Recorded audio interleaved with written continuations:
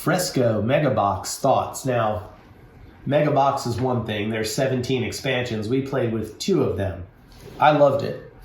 Yeah, I enjoyed this game. This is my second time playing it. I guess I'm the only person who had not played it here.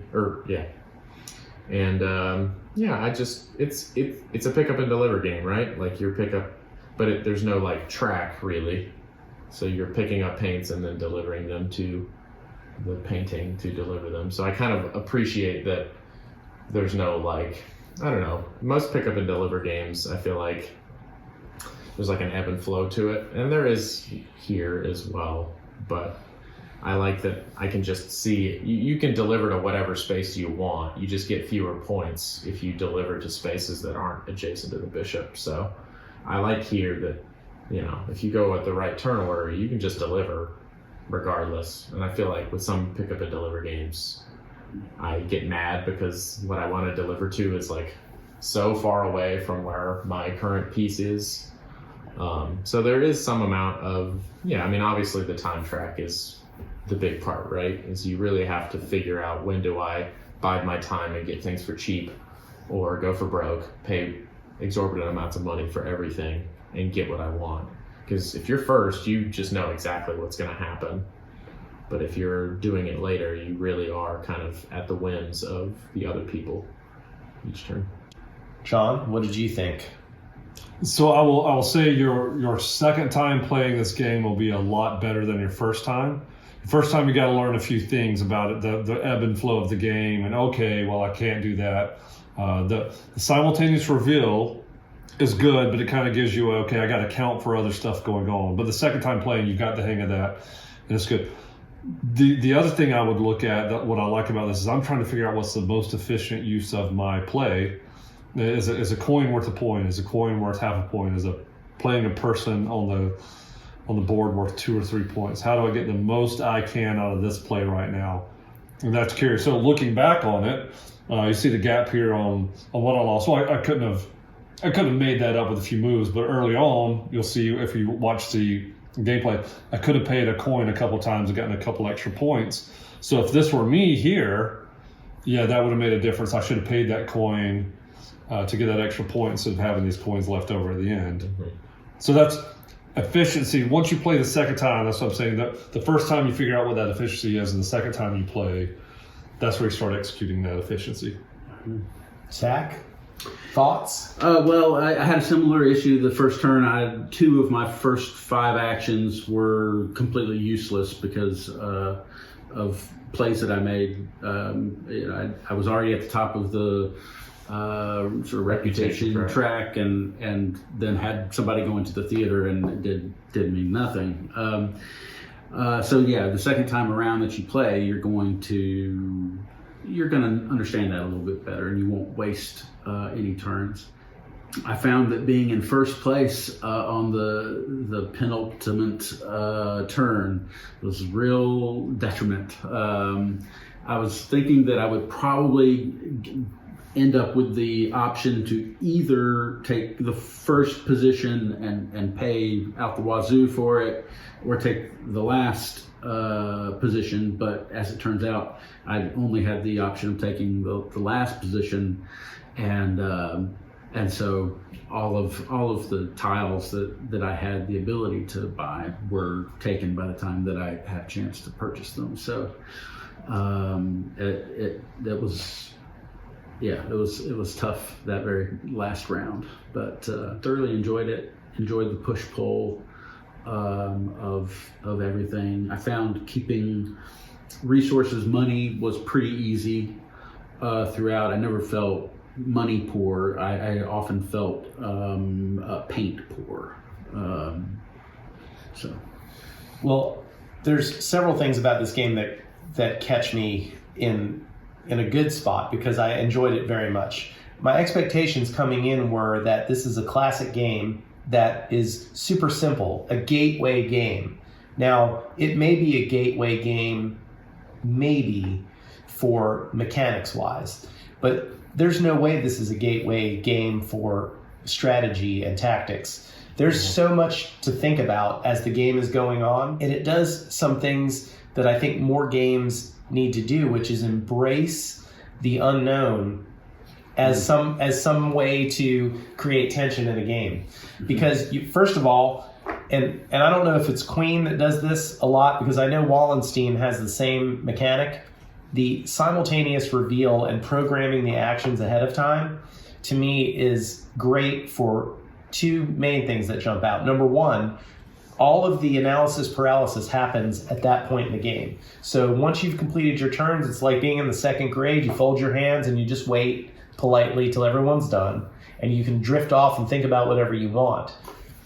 Second thing is it keeps you from being able to know specifically what everyone is doing in turn order as the turns go. So it actually kind of speeds up the game in a way, in a very natural way. And I like that. I like that you have to think about the timing of the way the actions go. There were several times where I wished I had an extra paint so that I could build something in the Fresco, but mixing paints doesn't come till later in the round. So I like that you have to go left to right on that.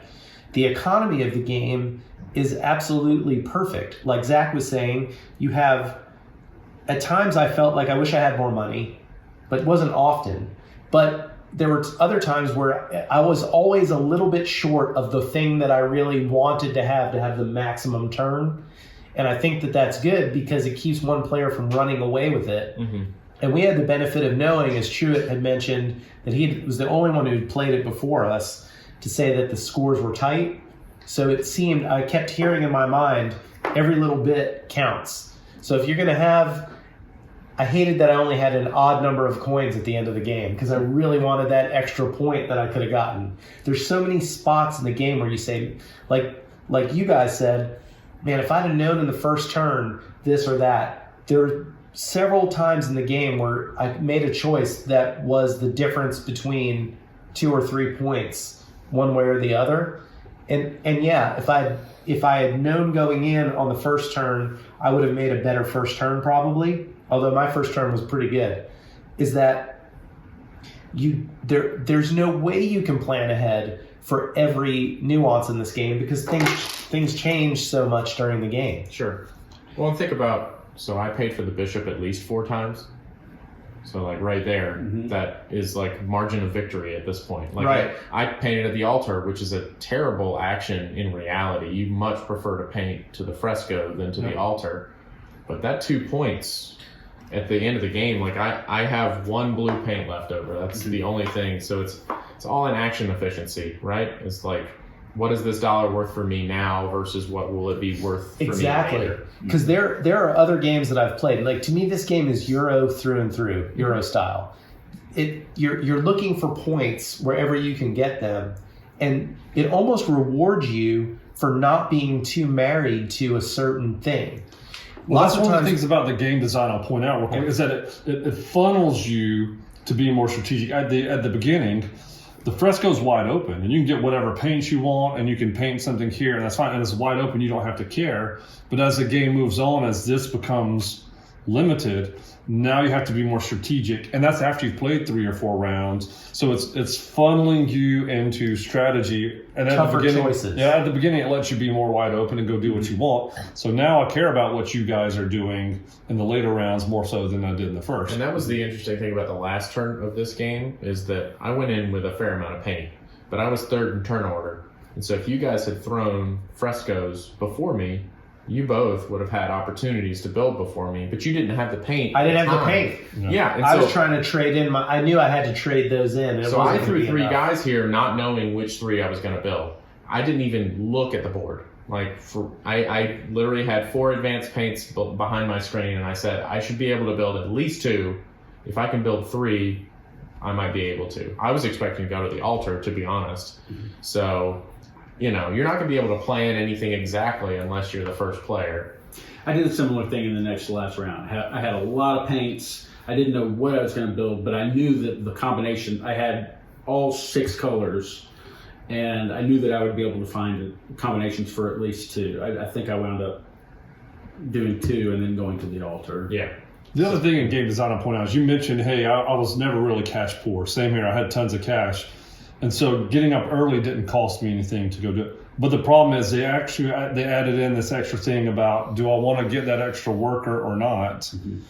And so that's where the design of the game is that, hey, I know you've got a lot of money, but let's also add in something else to balance those skills a little bit. You have like this morality built into it that and even though it's weird, I kept an extra worker for I think 3 or 4 rounds, but I was torn between losing that worker by getting up earlier, and I'm not sure that was wise ultimately. It might have been better to go ahead and get that paint that I needed, or build the one spot on the Fresco. I don't know, but that to me is the genius of this. I guess if you've played it 100 times, you'll spot those more easily. There's a point I could have gotten, and you can see that you're a better player. But there's so much unknown built into the game that I think it's tough to figure out exactly what the best play is. And that makes it tense because you don't know who's going to win. Yeah, it's more tactical. You see what's in front of you and you play to those strengths. And if it's not there, then maybe you bide your time.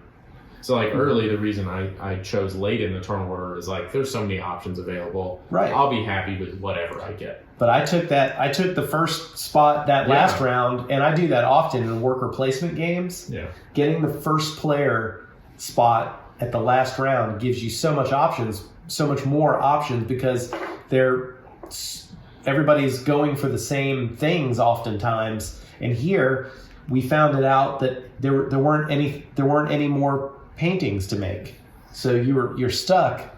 And I lost 2 points by paying 4 per market, but it was worth it. Ultimately, I was just a little bit short somewhere else in the game. And I'm fine with that because I went into the last round thinking, oh, there's a chance. Mm-hmm. And what kind of a game do you not want to feel like you're in it till the very end? Sure.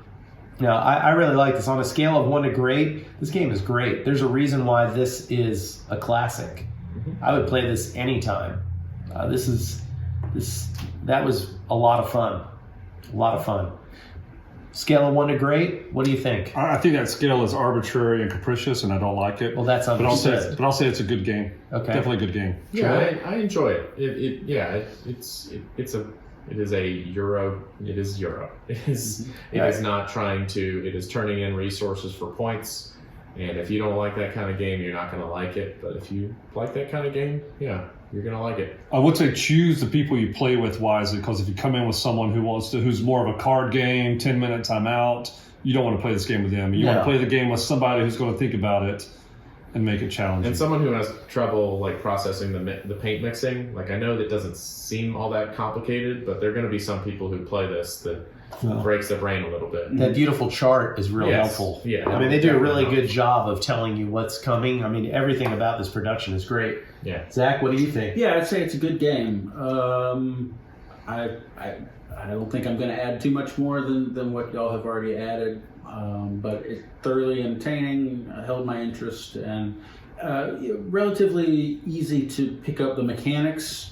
Where it does take a few turns to like really feel like you understand the push and pull of everything, but understanding the basics that you need to continue is pretty easy to pick up, which is great. And I think in this sort of situation where most of us were kind of learning, it all evened out. And none of us really had a big advantage over the other. Right. Yeah. I agree. Well, that's Fresco.